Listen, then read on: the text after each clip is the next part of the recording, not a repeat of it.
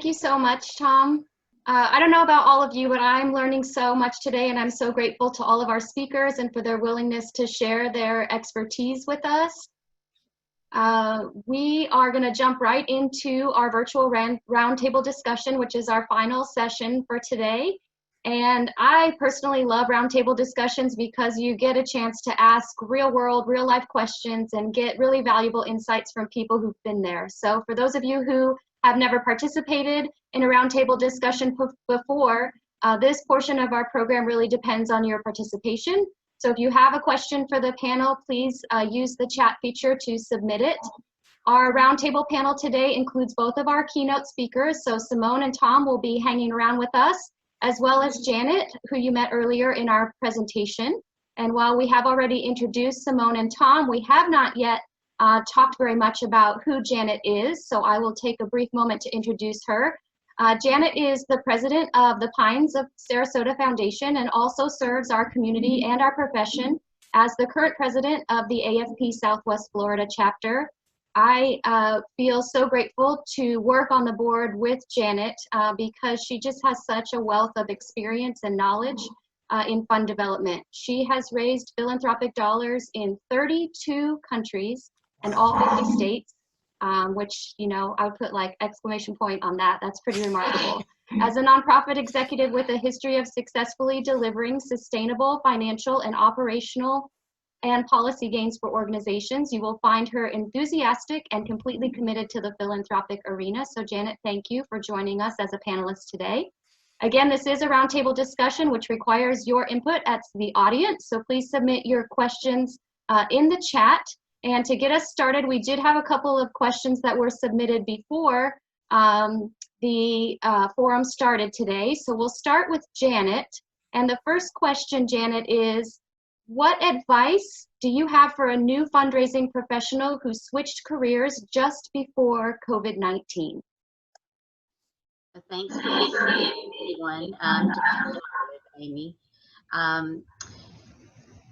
Most of you have heard me speak on this topic before of holistic relationships, and you know, holistic relationships start with you, and then we go to operational, organizational, and then we end up with relationship. And so I would say to you that this has a three-part answer.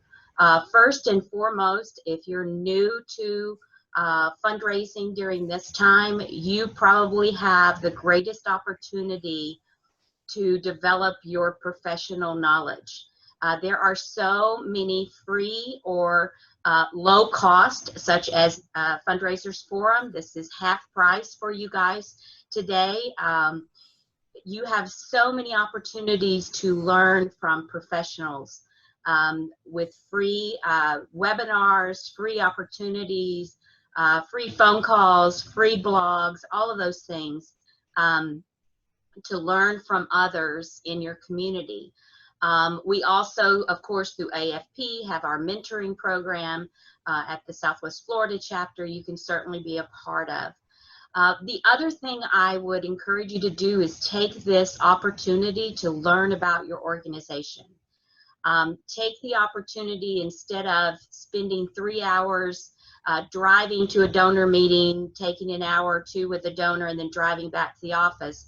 Take that time, because you can't do that, to learn about your organization and to get involved with your program people, to learn what is going on, what they are doing, so that when you are able to go out in the community, you are already educated on your organization.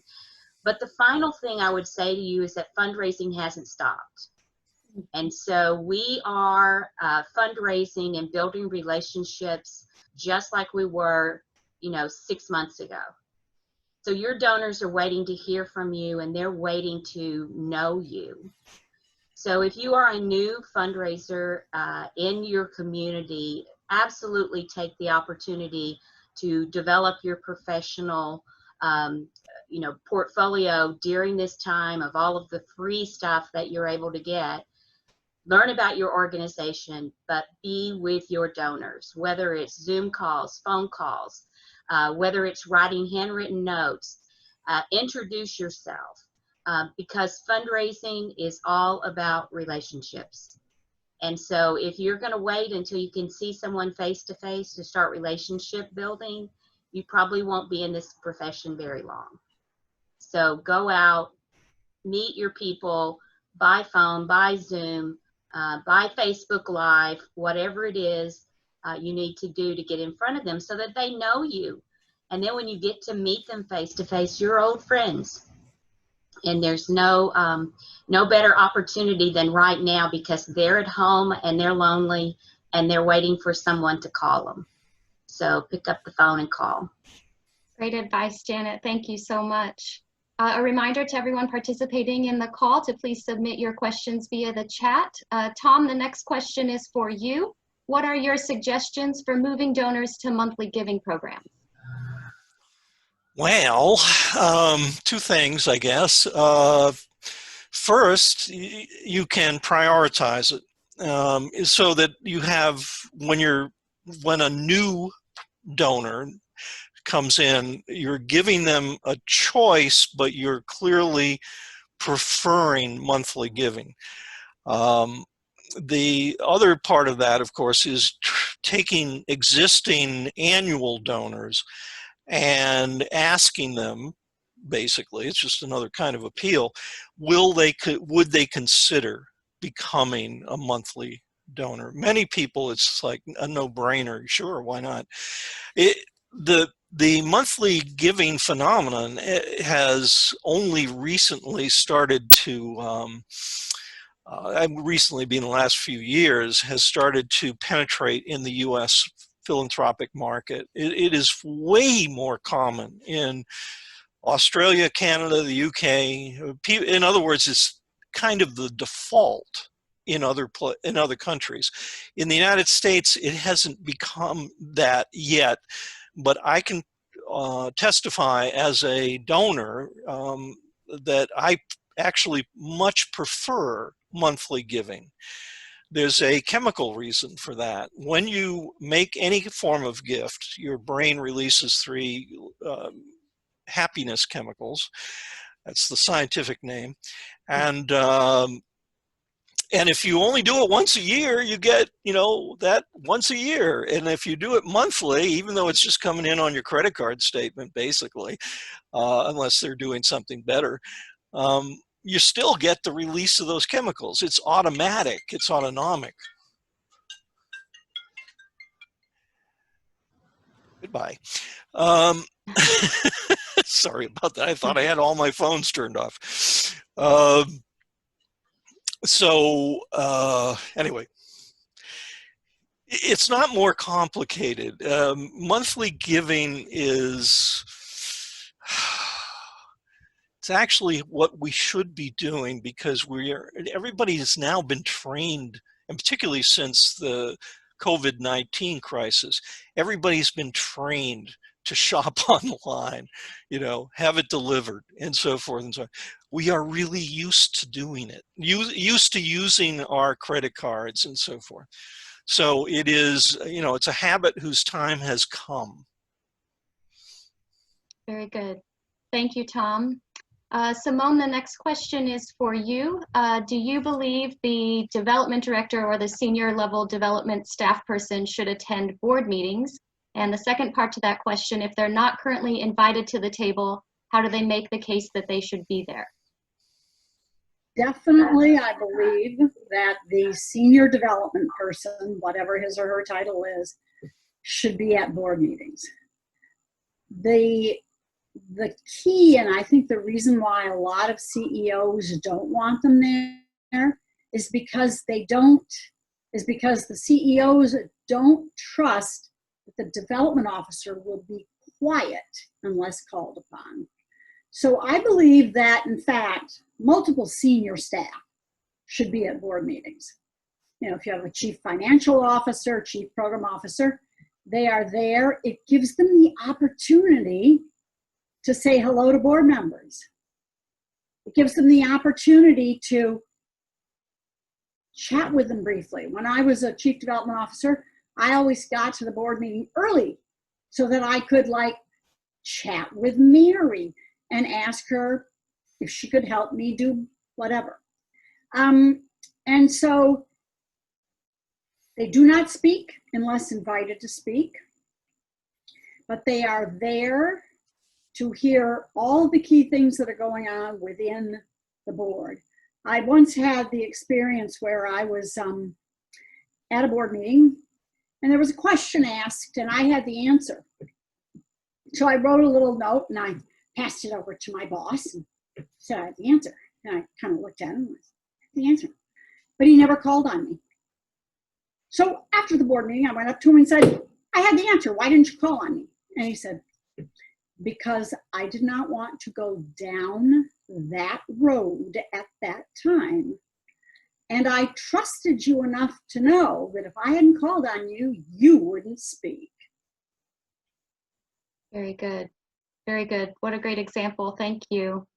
Thank you. Janet, the next question is for you. In my person, it's actually a question that I have because I love to learn from people who are successful and have had a long career in fundraising and development. So my question to you, Janet, would be, you know, what is one thing that you could point to that you could say makes you a successful fund development professional? Like, I think a lot of what we do requires discipline. So if you had to boil down one thing that you're very disciplined at that leads to your success, what would that be? It would be never varying from industry standards.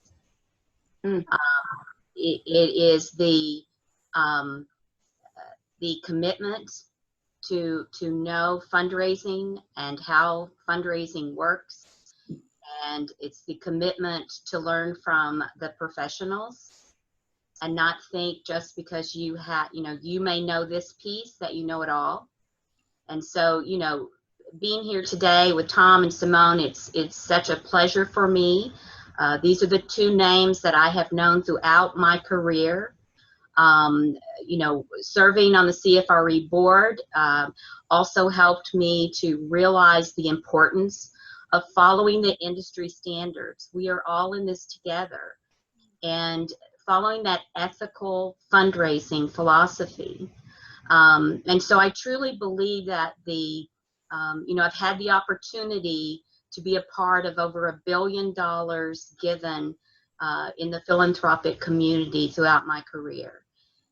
That says nothing about me, except I kept things in between the ditches, because I knew which wall they could cross over and which ones they couldn't. So, and that's because I learned from the best, and that is those industry standards, the people who have tried and tested all of the things that we should and shouldn't be doing. And so, you know, I know I'm supposed to only give you one, but the other is the opportunity to build relationships. Without those relationships, you will not be successful. So you can know everything that's in the books and everything that has been experienced throughout your career. But if you're not a person who can build relationships, you will not be as successful, whether that's face-to-face relationships, relationships through your writing, relationships through, you know, just your demeanor. You know, those two things have to go hand in hand.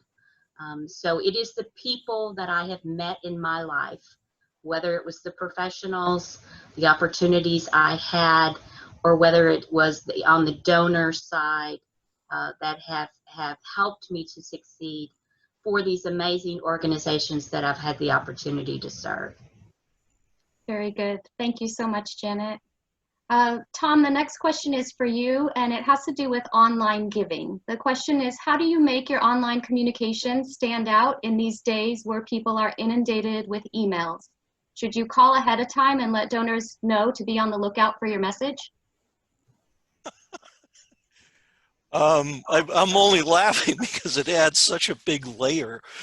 Most of it is a rare charity that's doing telemarketing. And because it's expensive, because most of the time people don't, actually answer their phone, or if they do and they find out you're a charity, it's like click. And so I don't deal too much with that, and I don't really have, I know it works because I've seen it work, but I don't really have an opinion about the telemarketing aspects of it. The best way to stand out in a busy email inbox is to not be boring, or to be a little more personal than everything else. It's funny when you see what happens on Giving Tuesday, or at the end of year, for that matter. It was just almost New Year, got only 12 hours left. Can you give us some money? And it's like and you look down and there are 25 subject lines that all say pretty much the same thing, and it's kind of pathetic, actually. So it's you to stand out, you have to stand out. So how do you do that? Well, you're different than all the other stuff, or you're more personal than all the other stuff, or you're more intriguing than all the other stuff. So I was looking at one of the things I teach is the research done after the 2012 Barack Obama campaign, which raised $690 million through email alone. And we look at the top 15 money-producing subject lines, and they're quite remarkable because, first of all, at least half, more than half, use a very personal pronoun. So, some of them will be, "Hi, it's me again," and that's Barack Obama, the President of the United States, talking to you. And it's like, okay, can't wait to see what he has to say. Or and they're also quite short, which is another secret. It's not a real secret, but a secret to success. Hello.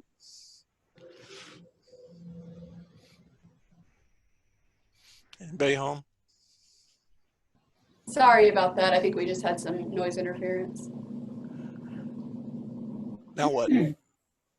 Okay, I will go on to the next question. Sorry about that. I think I had a glitch in technology and a little interference as well. So the next question will be for you, Simone. And you touched on this a bit earlier with your Bill and Melinda reference, but with the increase of peer-to-peer giving, how do you carefully tread the line between friend and donor when we may be asked to ask our friends?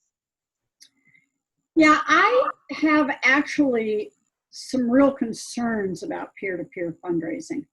And I think that those can all be fixed, blah, blah, blah. But what I have great frustration about is when you, whoever the you is, presume to ask me to ask my friends to give. Now, if I am terribly motivated by a particular situation or a particular issue, right, I may say to myself, I bet if I talk with Kevin and Amy and Bob and Janet, maybe they would consider a gift. But I'm real careful about saying, hi, I'm asking you to do this as a favor for me. That is the message that I resent. It is the message that I think is offensive. And it's the message and the game we play far too often. My child has cancer. I'm asking you to help my child. Okay, so I'm a bitch if I don't. But honestly, I'm not interested in that cause. I want to give my money someplace else. So we've got to find a way of using peer-to-peer, again, the same way as to find those who are interested, to find those who want to engage. Remember, I give through your organization to fulfill my own aspirations.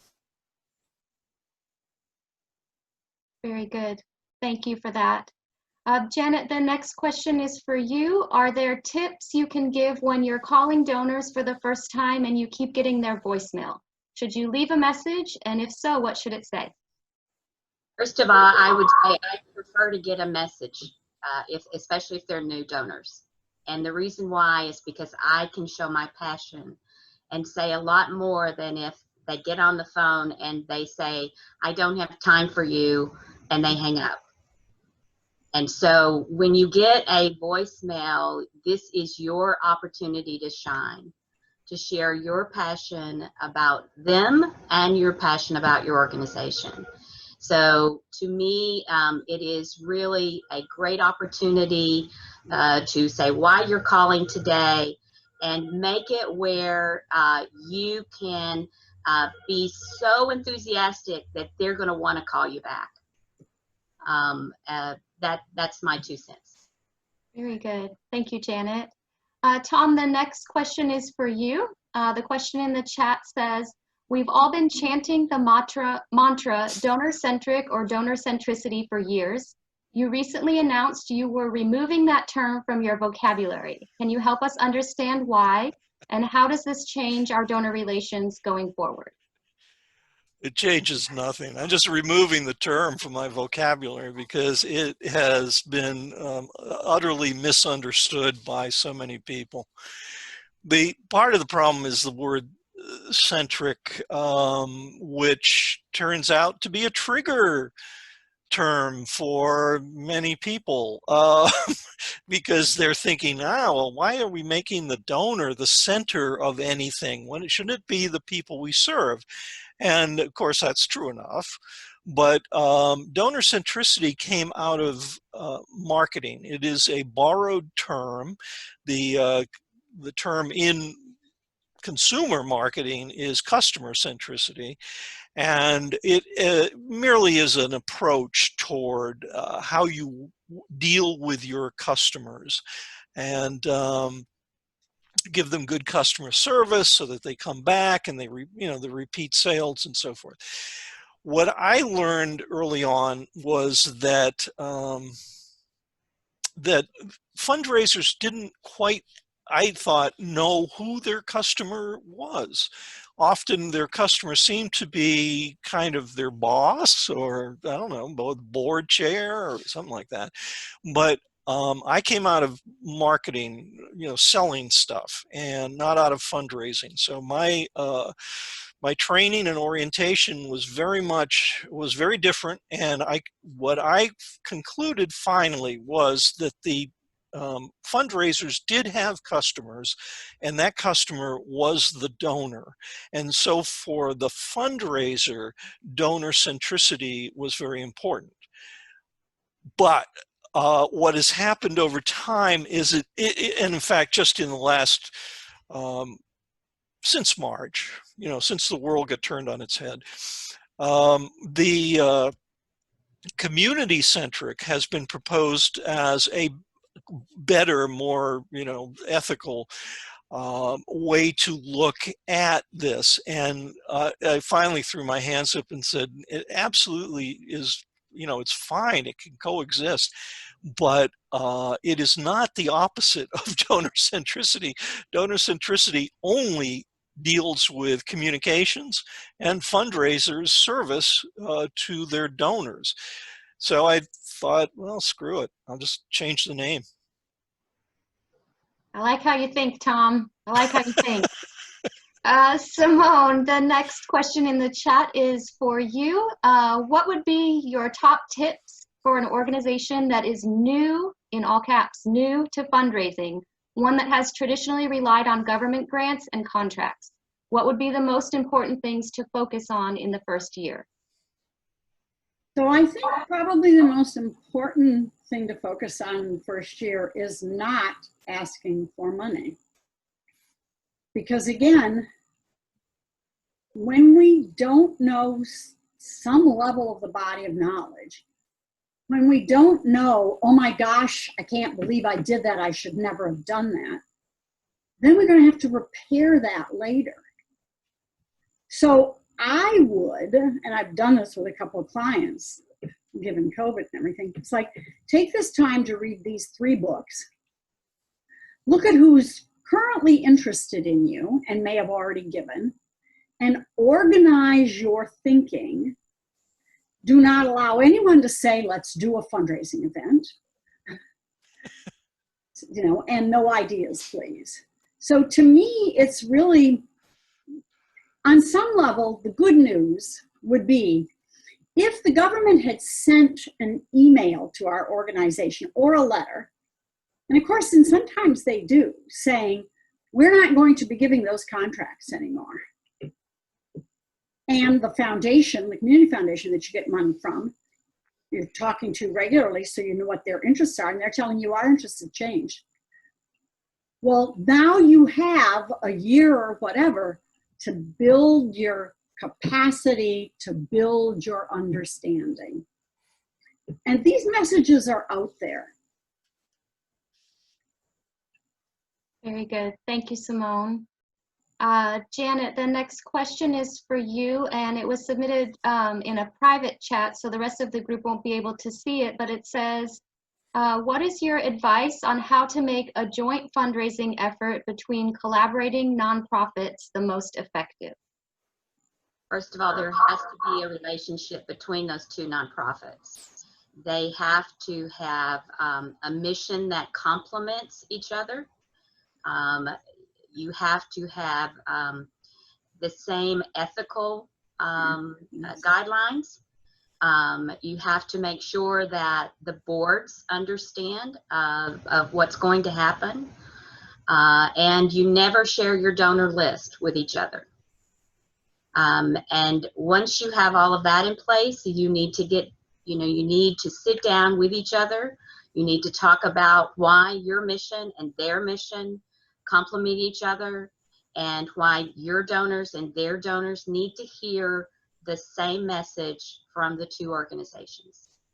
So it needs to be very thought out, and it needs to be very cooperative. It can't be one organization taking the lead and telling the other one what to do. It has to be very much a process where they are both engaged in this, sharing the passion of why their donors should come together on this issue. But I think it's very important that both organizations understand this is not a way to get other organizations' donor list. And when donors reply, it should either be to the organization that they are a part of or to an independent post office box, so that they are, again, no commingling of donors. Yeah, nice. Very good. Thank you, Janet. I will remind everyone on the call that if you have additional questions for our roundtable panel, to please submit them via the chat. This is our chance, y'all, to pick the brains of these amazing, brilliant people. The next question, Tom, is for you. And it actually was submitted during your presentation, your keynote presentation, but we didn't have a chance to address it there. So we will give it due time here. The question is, given the list of age groups which give best, what percentage of resources should fundraising devote to each?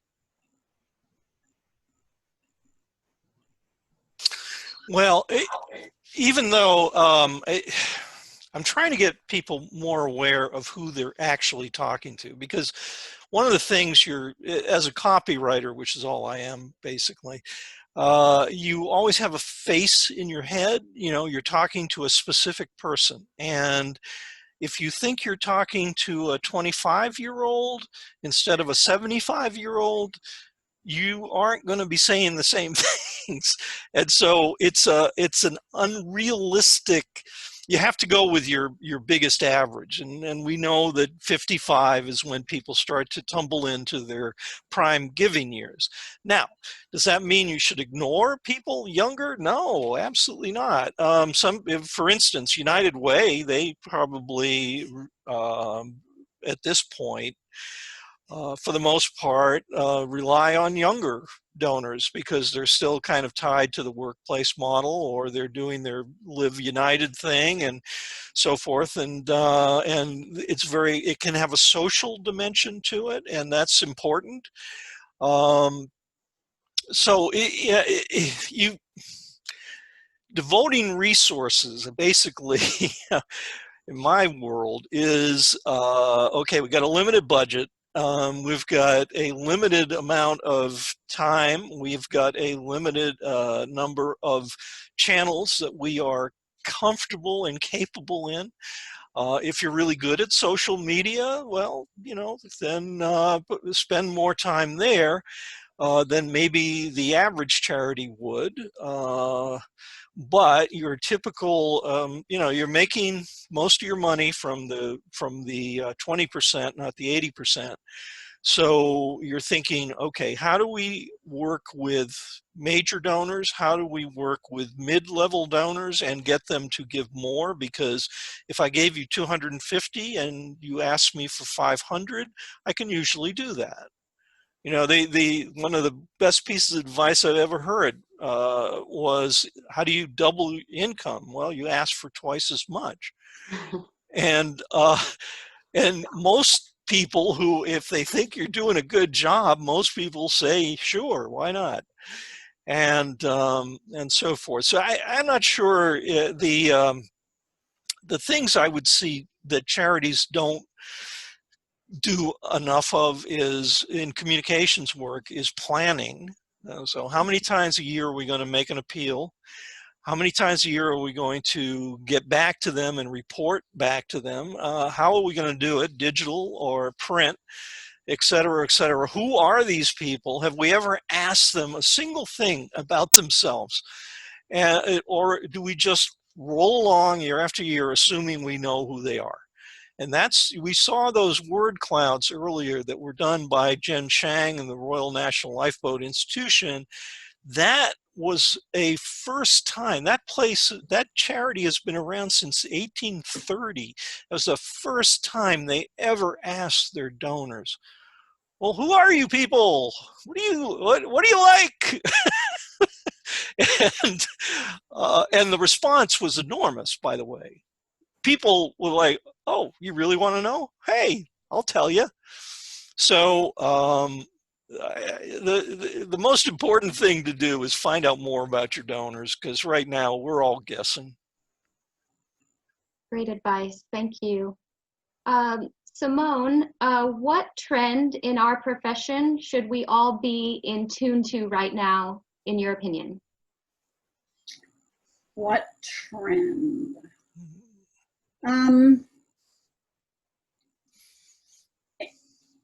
I think for me, one thing, and this is something a colleague of mine said in a conversation the other day.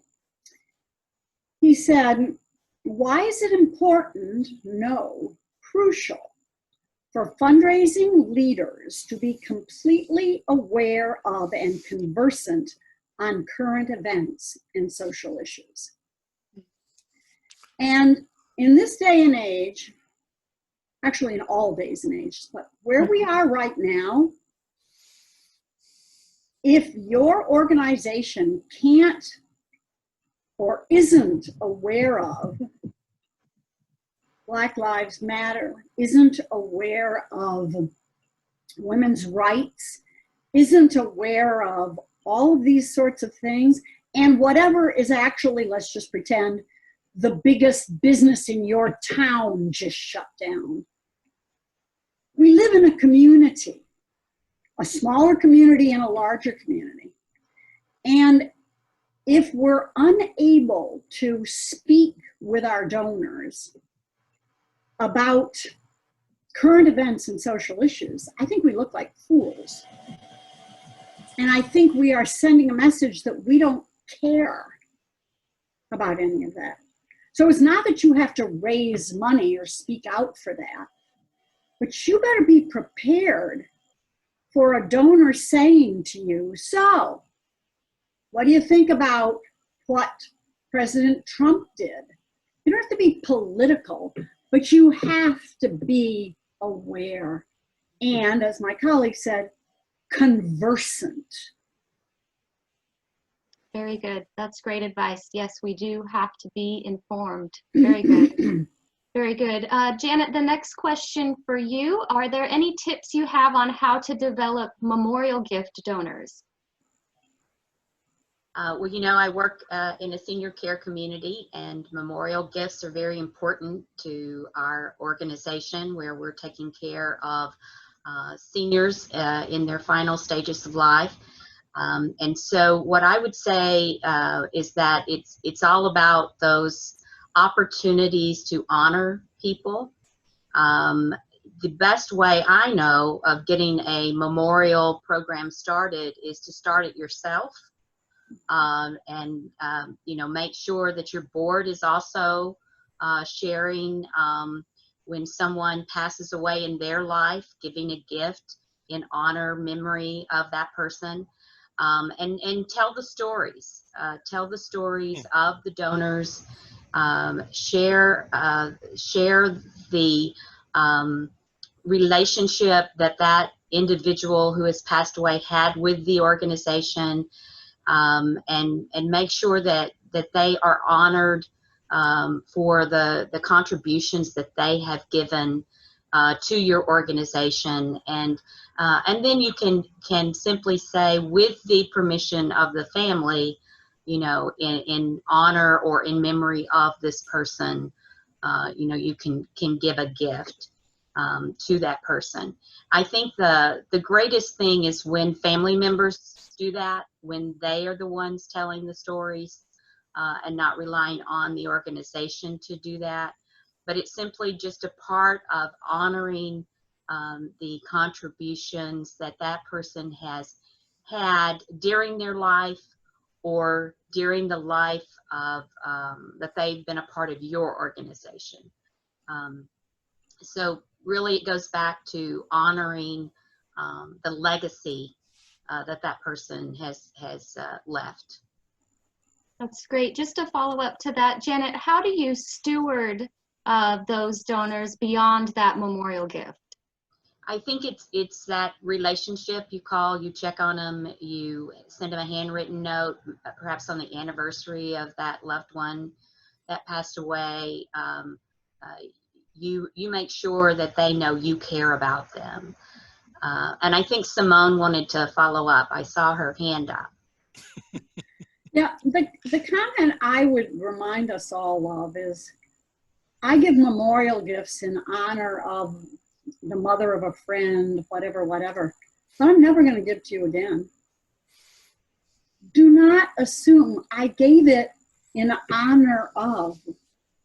So don't start sending me solicitation letters. Do everything that Janet has said, but don't start assuming I'm going to care about your organization or that cause. You can't convince me, and you insult me and annoy me if you keep following up and doing that crap. Now, I would agree 100% with that, Simone, that they gave because of the life of that individual they're honoring, not because of their commitment to your organization. And that goes back to knowing your donors and knowing their desires, that linkage, interest, and ability that we all know to follow. And it may be a one-time gift. And you know, in our world, we have a lot of family members, and we're not going to take advantage of those families. We don't ask our families. We hope that they care about us and that someday they may give to us, but they're not here at Pines for us to solicit. They're here at Pines for us to take care of their wonderful parents or grandparents or whatever. So absolutely. Great. Thank you both. Thank you both for that. Tom, the next question is for you, and I'm sure it's one you probably get asked a lot, but is there a such thing as too many appeal letters, and are you likely to create donor fatigue? Is there such a thing? Not that I've ever run across. There was an intro. It's actually in that book that I was showing you that has answers to common questions. This is a pretty common question, as you noted. Um, so I was at something called the Storytelling Conference a few years ago, and this question came up, as it does. And somebody in the audience said, well, you know what? We tested it. We just wanted to see how many times could we ask our base, that is the people on your list already, not strangers, for another gift. And the fun was to guess how many times. Well, the answer was 23. And that was all mail, not email. I mean, email, you could multiply that by 10. But of course, everyone gasped, oh my gosh, we'll never do that. We can't do that. And the real answer to that was, nor did we expect you to. Because most charities under-solicit. They do not come anywhere close to over-soliciting. If you're doing just an annual appeal, for instance, that's not a fundraising program. That's, well, it's nothing. And so, you know, the typical advice from a consultant for, you know, what's a basic communications program? There would be 3, perhaps 4 direct mailed solicitations in a year, plus there'd be complimentary email solicitations. What you can do with these things, for instance, is do an email in advance to say that you know, and you'll see in your mail coming, assuming you have both addresses, of course, a direct mail appeal, and you change them up. I mean, not every appeal is about the same thing, and we know from, for instance, again, well, public television this time, that the average public TV donor gives 1.3 times a year. So what is that? Well, everybody gives once. That's how you become a donor. But a third of those people give to some other appeal that's come in, and not always to the same other appeal that's come in. So communications is as much about staying in touch as it is about trying to pick my pocket. And you know, when you have somebody who is giving to 20 charities a year, if you're not in touch, you kind of get forgotten. So don't think of it necessarily as, are they going to be fatigued with us asking? Yeah, they'll get sick of that, and they'll often tell you very early, gee, all you people ever do is ask for money. If they're actually saying that, it means you're ignoring the other things that you should be doing, like thanking and reporting. Very good. Thank you. Simone, the next question has to do with an alumni program. How do you energize an alumni program at a 2-year community college? Many of the students who move on to university only feel they are alumni of the university, not the first 2-year community college. What advice would you have for this person? I would go back to the relationship building piece. I would go back. When I say relationship building, I'm talking about, I'm getting some form of a newsletter. I'm getting a thank you call. I'm hearing interesting news. They're collecting stories about me. And so it's this whole circular intersecting kind of thing. Tom can certainly tell you about Princeton, which gets the highest percentage of giving from its alumni of any university in the world, and why that happens. And apparently it starts with, you know, the first day you're at school, they kind of bring you together and go, you know, we wouldn't be here doing this unless there were a bunch of people out there giving us money. And so can we do that in our community college? Can we convene people and tell them the only reason we exist and the only reason you're here is because somebody else gave money? So think about that as you go through your days here or your 2 years here. The other thing is I'd be careful about the perhaps assumption that, well, obviously I'm going to care more about the university than the community college. I mean, what if my experience at the community college was absolutely marvelous? And it was really great, and it got me ready for college, and I could walk into that university and I was going to be just fine. Don't devalue yourself. Great advice. Thank you.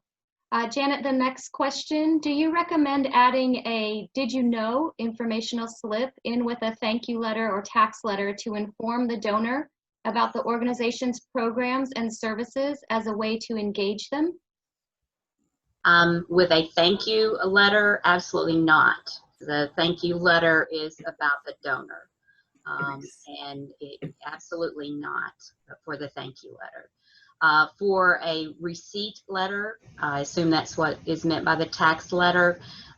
You know, you can certainly do that, but I personally think a "do you know" should be on your, you know, your email appeals or your newsletter appeals, and never in a you know, a letter insert. Now, you know, Tom and Simone have had more experience maybe in that area than me, as far as inserting things, but that would be my advice, especially on the thank you letters. Absolutely not. That makes it cheapens it. It makes it look like it's what it is, you know, that you're just out there to get their money instead of thanking them for giving. Very good. Thank you, Janet. I have another question that was sent to me by private chat, and it's for Tom. Any advice on where someone can turn, any advice on where someone can turn to build a communications plan? This person is needing tools to be able to build an effective communications plan. What advice would you have for them? I would recommend going to a website maintained by Agents of Good. That's Agents of Good, and they're up in outside of Toronto. And I think they have there examples of communication schedules. What these are not. This is it's not complicated stuff. It's basically touch points. How many times in a year do you want to be in touch with your base? It's so-called base, the people that have already raised their hand and given you a gift. And the answer is probably once a month at some, you know, averaged out level. It's much easier because now with email we can kind of be in their inbox once a week and they're not going to hate us. They do hate email, but they're not going to hate us specifically. They're going to hate the avalanche. And so if you stand out as something that's fun to read, for instance, I was just looking at Lansing Arts Council, and they have a couple of terrific e-newsletters. One is for their own members. The other is for anybody that signed up for free. And they're both entertaining, and they have incredible opening rates because of that. And it is the arts, so people are looking for things to do and participate in and enjoy. So there is a element of enlightened self-interest there. But so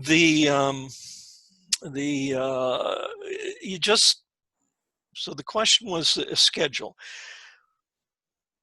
Ask 3 times a year, report 4 times a year, always thank within 48 hours by phone, and just leave a message. Most of the time you don't get through.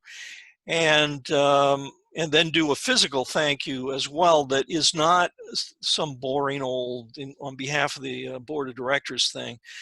And you probably, that's all you really at a basic level kind of need to do. Now, what's going to be the messaging that's in there will matter a lot. So for instance, with the community college person that was just talking, one of the messages that they probably already do not have in their bloodstream is that you actually need philanthropy.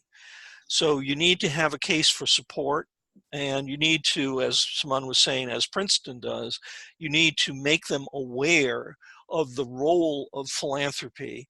You know, when you look at, for instance, you go into a hospital and there's that big board that thanks all the donors for the capital campaign and so forth. That's there for many reasons, not just to honor the people that participated, but it's also there to remind every visitor that philanthropy is part of the fabric of this place. For a nonprofit hospital, it used to be around 2000, a nonprofit hospital didn't quote unquote need philanthropy. It was a nice extra unless they were building something. Now, in a nonprofit hospital, you can't actually keep the doors open without philanthropy. You can't keep up without philanthropy. And that message has to, you know, somehow get into people's heads, and basically repetition is your friend in marketing. So you just keep banging on them with the same 2 or 3 or 4 key messages all the time. Very good. Thank you, Tom. You all three have touched on the importance of storytelling throughout your responses today. And Simone, the next question for you has to do with the importance and the value of creating a storytelling culture. How can we do this better, and how should we get our board members involved? So I think it's a very nice phrase, like how to create a storytelling culture. I think probably we have to start with, what stories are we talking about? So there are the stories about the puppies and kitties we save, right, at the shelter. But then there's stories about the people, the volunteers, who come in every day and help feed the puppies and kitties, right? And then there's the stories about you, the donors. We have the stories about the ultimate recipients of the mission, kitties and puppies. We have the stories about the volunteers, and we have the stories about the donors of money. And so one of the most, and I was talking about this earlier this morning with the group, was collecting donor stories. Ask your donors why they give. Ask it as a quick, even an email, and say, you know, send in some things, and maybe we'll go and, you know, we'll ask a bunch of you to get together and work with the kitties and puppies, and we'll take pictures. And ultimately, one of the most wonderful things to do is to really get the in-depth story of the donor, the really in-depth story. And so there were a bunch of, in the handout I gave out, there's a bunch of questions to ask donors. And so right there, if you ask a donor, would you share your story with us? You're complimenting the donor, honoring the donor. Then you're getting something to put in a series of newsletters. Because again, the puppies and kitties, or children, or whomever, aren't gonna get better or have good services without the donors. The two belong together. So find out why that donor cares about kitties and puppies, and tell that story.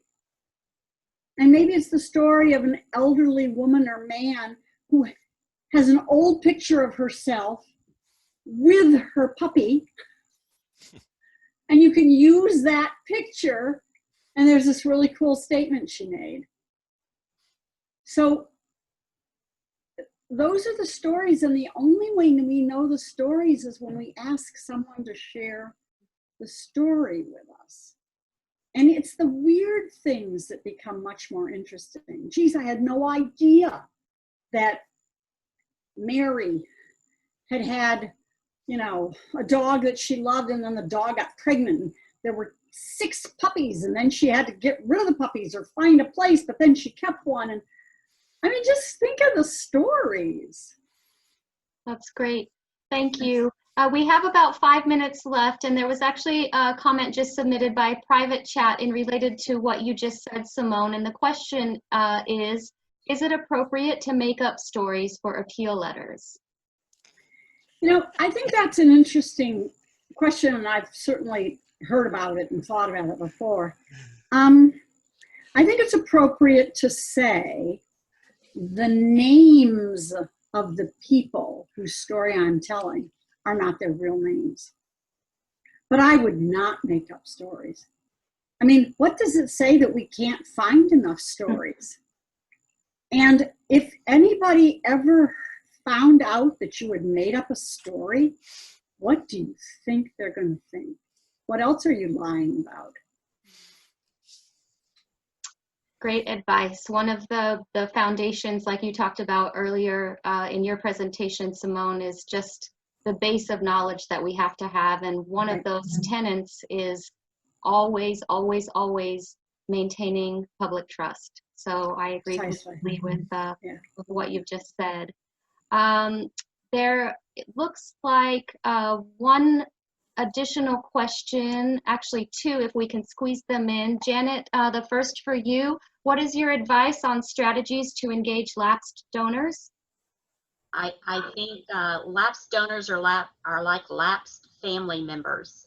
You know that you have family members who you haven't heard from in 3 years, but you don't kick them out of the family. You know, you contact them and communicate with them. Don't give up on them. Maybe something in their life has changed. You know, again, it's all about building relationships. So you need to go and find out why. You need to ask why. You need to understand why. It may be an easy fix. It may be that they've passed away and you didn't know it. You need to investigate why they're not giving, but don't give up on them. You know, until you're sure that you no longer have linkage, interest, and ability. Once you've determined that they are no longer interested, then don't become the family member that badgers them and guilts them and, you know, makes them not welcome at a family function anymore. Very good. Very good. Thank you. And we just have time for one last question. And Tom, the question is for you. What are examples of great charity newsletters, and what is it about them that makes them so great? Okay, I usually send people to Nashville Rescue Mission.